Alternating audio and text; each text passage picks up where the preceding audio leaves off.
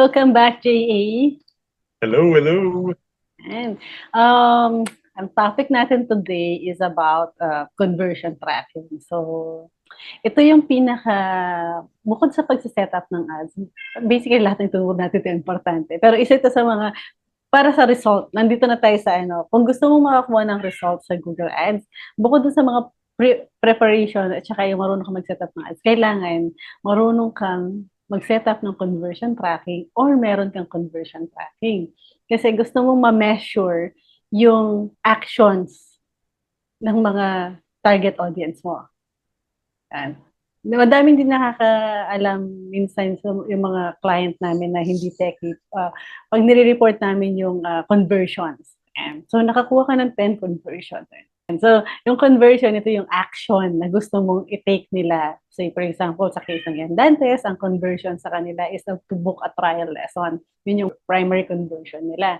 So, paano namin nalalaman na may nag-book besides dun sa may nagbayad na, pero paano namin nalalaman? Tsaka paano na-optimize ni Google yung ads or yung campaign para makakuha siya ng conversion. So, yun. So, may mga sineset up yun sa website. So, may mga tools, may mga prerequisite kasi yun bago ka bago mo magawa. So, number one, kailangan mo ng Google Analytics, Google Analytics 4, Google Tag Manager, yung dalawang yun, minimum.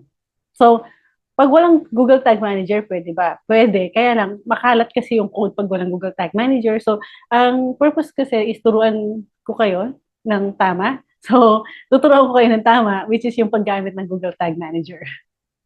Yan. So, kung meron na kayong Google Tag Manager, marunong na kayo mag-set up ng analytics siya, Tag Manager, skip nyo na tong part na to. Para sa mga newbies na hindi pa marunong ng kung ano yung tag manager, hindi nila alam na yan.